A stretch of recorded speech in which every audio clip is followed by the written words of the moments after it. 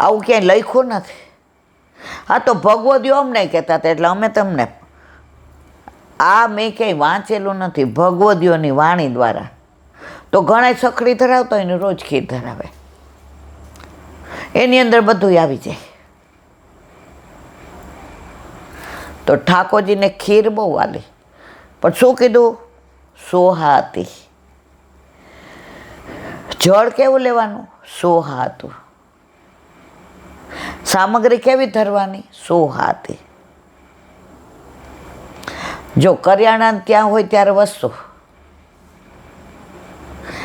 આપણે લઈ આવીએ એટલે સામગ્રી, ધરાવી એટલે ભોગ. જો મંગળ ભોગ, શ્રૃંગાર ભોગ, ગ્વાલ ભોગ, રાજભોગ, ઉત્થાપન ભોગ, સેન ભોગ, અને સરાવો એટલે પ્રસાદ. આનું મેં વિવરણ બધું કરેલું છે એટલે નથી કરતા. કુંભનદાસીએ હિલગના પદમાં ગાયું, જો પે ચોપ મિલન કી હોય, સો ક્યો રહે તાહી બિન દેખે, લાખ કરો જીન કોઈ. આનું તાત્પર્ય એ છે કે પરસ્પર સ્નેહના હૃદયો વિંધાયેલા હોય, તેથી તે મળીએ છૂટકો કરે છે. તેને કોઈ રોકી શકતું નથી. લૈલા મજનૂન કોઈ રોકી શકતું હતું? સીરા ફરાદને કોઈ રોકી શકતું હતું? શ્રી ગુસાઈજી સાથે શ્રી કુંભનદાસજીને પરદેશ જવાનું આ પ્રસંગ મેં પરમ દિવસે કહી દીધો હતો. તો આને કહેવાય તન્મયતા. કુંભનદાસજી ગોવર્ધનના જીવીના એક પળ નો રીએ. ગજન ધાવન નવનીત પ્રિયાજી જે નાથ દ્વારા બિરાજે, એના માથે વલ્લભે પધરાવ્યા હતા. ઘોડો ઘોડો કર, હાલ મારે ઘોડો ઘોડો ઉપર બેસે અને ઘોડો ઘોડો કરે. હવે રોજ કરે એટલે પગ છોલાઈ ગયા, ઉંમર થઈ, થાય નહીં. ઠાકોરજી કે ગજન અબ મૂકું, વલ્લભ કે ઘર પધરાજા. વલ્લભ તો બેભાન ગજન તો બેભાન થતા રહી ગયા. મારું શું ગજન, તારા વિના જાવ, તું મને લઈ જા, તું ત્યાં રહે છે. અને કેવી તન્મયતા!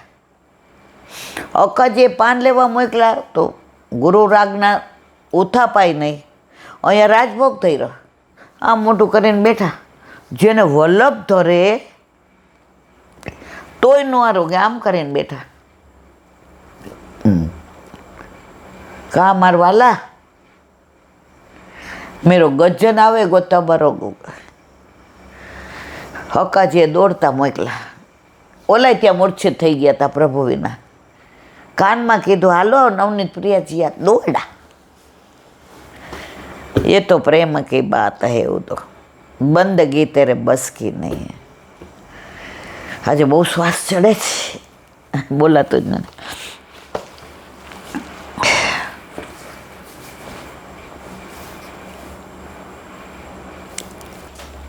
વલ્લભાધીશ કી. સુબોધી નીચેનું પાન વલ્લભ કરાવે તો થાય, અને સ્પર્શ કરવો આપણા બસની વાત નથી. હવે જે સત્વ, રાજસ, તામસ, તામસ રાજસ, રાજસ તામસ, સાત્વિક, એનું જે અનુસંધાન કે પ્રભુએ કેવા ઉપકાર કરેલા, એનું પાંચમું અનુસંધાન. સત્વગુણ સાથે ભળેલા તમોગુણથી કરેલા ઉપકારનું નિરૂપણ હવે કરે છે. યતે જા સથ ભગવાન યુધિ શૂલ પાણી, વિસ્માપિત સગીરિતોસ્ત્ર મદાજિમ્મે, અન્યેપી ચાહમન મુનેવ કલેર વરેણ, પ્રાપ્તો મહેન્દ્ર ભવને મહાદાસ નાર્દનમ, તેના મધ્ય મુસિત પુરુષેણ ભૂમના. અર્થ: ભગવાન શ્રી કૃષ્ણના તેજથી યુદ્ધમાં આશ્ચર્ય પામેલા પાર્વતી સહ ભગવાન શૂલપાણીએ પોતાનું શસ્ત્ર મને આપ્યું. કોણ કહે છે? અર્જુન કહે છે. બીજા દેવોએ પણ એ જ પ્રમાણે દિવ્ય શસ્ત્રો મને આપ્યા હતા. ત્યારે આ શરીરથી જ મહેન્દ્ર ભવનના વિશાળ સિંહાસનનો અડધો ભાગ પ્રાપ્ત. મહેન્દ્ર ભવન એટલે ઇન્દ્ર. જેમના તેથી આ બધું પ્રાપ્ત થયું તે ભગવાન હવે મને છોડીને વયા ગયા. એક એક ઉપકાર યાદ કરતાં કરતાં અર્જુન વારંવાર કહે છે, આ ભગવાન મને છોડીને ગયા. સુબોધિની જઈ અથ વિષયાંતર બતાવે છે. અગાઉના બંને શ્લોકમાં પાંડવો પર ભગવાને જે ઉપકાર કર્યા એના મૂળમાં દ્રૌપદીજી હતા. એટલે એ પ્રસંગોમાં અર્જુનનું કોઈ ખાસ પરાક્રમ ન હતો. એટલે હવે જેમાં અર્જુનના પરાક્રમ ચરિત્ર થાય છે તે પ્રસંગનું નિરૂપણ કરે છે. માટે અથ શબ્દથી શરૂઆત કરી. મહાદેવજી પ્રસન્ન થાય તો વરદાન આપે છે તે બતાવવા ભગવાન પદ મૂક્યું છે. પણ અપ્રસન્ન થાય તો નાશ કરે તે બતાવવા શૂલપાણી વિશેષણ મૂક્યું છે, શંકરજીનું બીજું નામ. આવા દુર્ઘટ મહાદેવજીને પણ મેં ભગવાન શ્રી કૃષ્ણના તેજથી વિસ્મિત કરી દીધા હતા. આવા દુર્ઘટ મહાદેવજી તો સ્વયં બ્રહ્મરૂપ છે. જીવની શક્તિથી કેવી રીતે વિસ્મિત થાય? તેમાં પણ પાછા સગિરજા એટલે પાર્વતી સાથે આવેલા. પાર્વતીજી પર્વતના પુત્રી છે એટલે એ તો પર્વતથી પણ મોટો પદાર્થ હોય તો જ આશ્ચર્ય પામે. અર્થાત એવું અલૌકિક પરાક્રમ હોય તો જ એમને આશ્ચર્ય થાય એમ સ્તુતિ જ કરે છે. આવા કિરાતા અર્જુનની પ્રસિદ્ધ આખ્યાયિકનો અનુસંધાન છે. કિરાત શિકારીનો વેશ લઈ મહાદેવજી અર્જુનની પરીક્ષા લેવા આવ્યા. કોનો વેશ લઈને? કિરાત શિકારીનો વેશ લઈને અર્જુનની પરીક્ષા લેવા આવેલા. સર્વવ્રતોના ઉદ્યાનરૂપ અર્જુનના ગુણ કે ચિહ્ન બતાવવા પાર્વતીજીને પણ સાથે લાવેલા. મહાદેવજી અને અર્જુન શસ્ત્રોથી, અસ્ત્રોથી અને મુક્કા બાજુથી ભયંકર યુદ્ધ કરવા લાગ્યા. છેલ્લે મલ્લયુદ્ધમાં સ્વયં મહાદેવજી ભૂમિ પર પડી ગયા ત્યારે પોતાના પર પડેલા અર્જુનની પીઠ પરનું ચિહ્ન પાર્વતીજીએ જોયું. ત્યારે બંને હસી પડ્યા. બંનેના સસ્મિત વદન જોઈ અર્જુન જાણી ગયો કે શિકારીના વેશમાં તો ભગવાન મહાદેવજી અને મા પાર્વતીજી છે. એથી ખૂબ ડરી ગયા અને સુંદર સૂત્ર બનાવી મહાદેવજીની સ્તુતિ કરી. કોણે? અર્જુને. તેથી પ્રસન્ન થયેલા મહાદેવજીએ મેમહમ મને પાશુપાત અસ્ત્ર આપ્યું. પ્રસન્ન થઈ ગયા મહાદેવજી, પણ કોના લીધે થયા? ઠાકોરજીના લીધે. તો અર્જુન કહે છે મારી પાસે આ બળ કોનું હતું? ઠાકોરજીનું. અત્યારે તો મને ઓલો ભીલ લૂંટી ગયો, કાબે અર્જુન લૂંટ્યો. મારી પાસે આ જે બધું એ મારા ઠાકોરજીનું, દ્વારકાધીશનું હતું. ઓળખી ગયા, ચિહ્ન જોયું એટલે મને પાશુપત શસ્ત્ર આપ્યું. કોણે આપ્યું? મહાદેવજીએ. એ વખતે ઇન્દ્રાદી વગેરે બીજા દેવોએ પણ ત્યાં આવી પોતપોતાના અસ્ત્રો અર્જુનને આપ્યા. મૂળ શ્લોકમાં ચ અવયવ શત્રુ પરના વિજય પ્રાપ્તિના વરદાનનું સૂચન કરે છે.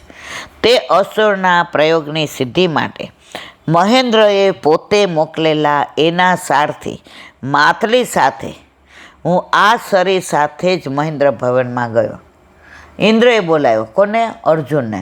કોને મોકલા હતા? એના સારથી કોણ હતા? માતલી. અર્જુનના શાસ્ત્રી ઠાકોરજી, ઠાકોરજીના શાસ્ત્રી દારૂક, ઇન્દ્રના સારથી માતલી. અને ત્યાં ઇન્દ્રના આસન પર 5 વર્ષ સુધી વધારે ઇન્દ્ર બેસતો તો તેથી પણ વધારે ભાગમાં હું બેઠો. કોણ કહે છે? અર્જુન. આ ઇન્દ્રાસન અલૌકિક દેહથી જ પ્રાપ્ત થાય, પણ ભગવાન શ્રી કૃષ્ણની કૃપાથી આ દેહથી જ મને ઇન્દ્રાસન પ્રાપ્ત થયું. અહીં પણ 3 વસ્તુ પ્રાપ્ત થઈ: મહાદેવજીની પ્રસન્નતા, અસ્ત્રોની પ્રાપ્તિ અને ઇન્દ્રાસન. 3 કયું? મહાદેવજીની કૃપા. પશુપાત આપ્યો ને પછી અસ્ત્રોની પ્રાપ્તિ અને ઇન્દ્રાસનની પ્રાપ્તિ. બોલો વલ્લભાદે. શ્રીમદ ભાગવત. ગુરુદેવને દંડવત પ્રણામ કરું છું. ચંદ્ર સરોવર पे सूरदास के द्वार पे मेरा दंडवत प्रणाम. सुरभि कुंड पे परमानंद दास जी के द्वार पे मेरा दंडवत प्रणाम. जमुनावता पे संकर्षण कुंड पे कुंभन दास जी के द्वार पे मेरा दंडवत प्रणाम. बिरछू कुंड पे कृष्णदास जी के द्वार पे मेरा दंडवत प्रणाम. कदम खंडी पे गोविंद स्वामी के द्वार पे मेरा दंडवत प्रणाम. अप्सरा कुंड पे चित्त स्वामी के द्वार पे मेरा दंडवत प्रणाम. मानसी गंगा पे नंददास जी के द्वार पे मेरा दंडवत प्रणाम. रुद्र कुंड पे चंद्रबुद्ध दास जी के द्वार पे मेरा दंडवत प्रणाम. વ્રજ વિલાસ વ્રજની ગોપિકાઓને મારા દંડવત પ્રણામ. હે વલ્લભ, સવારથી અત્યાર સુધી સેવા સ્મરણ સત્સંગ જે પણ તે કરાવ્યું તે તારા ચરણારવિંદમાં સમર્પણ કરું છું. ભૂલ અપરાધ થઈ હોય તો ક્ષમા કરશો. બોલો વલ્લભાધીશ કી જય. દ્રઢ ચરણ કેરો ભરોસો દ્રઢઈન ચરણ કેરો. શ્રી વલ્લભનક ચંદ્ર છટામીન સબ જુગ માય અંધેરો ભરોસો દ્રઢઈન ચરણ કેરો. साधन और नहीं आ कली में चासो हो निवेरो. सूर का कहे द्विविध आंधरो बिना मोल को चेरो भरोસો. દ્રઢઈન ચરણ દ્રઢઈન ચરણ દ્રઢઈન ચરણ કેરો. શ્રી વલ્લભેશ કી. આજનો આ સત્સંગ મારા વલ્લભના ચરણારવિંદમાં સમર્પણ કરું છું. ભૂલ અપરાધ થઈ હોય તો ક્ષમા કરશો. આ મારા વલ્લભની વાણી અને ભૂલો એ મારે. બોલો વલ્લભાધીશ કી જય. નંદ ઉત્સવની ખૂબ ખૂબ વધાય, ખૂબ ખૂબ વધાય, ખૂબ ખૂબ વધાય. નંદ ઘેરા નંદ ભયો, જય કનૈયા લાલ કે. બધાય વૈષ્ણવને જાજા કરીને જય શ્રી કૃષ્ણ. જય શ્રી કૃષ્ણ.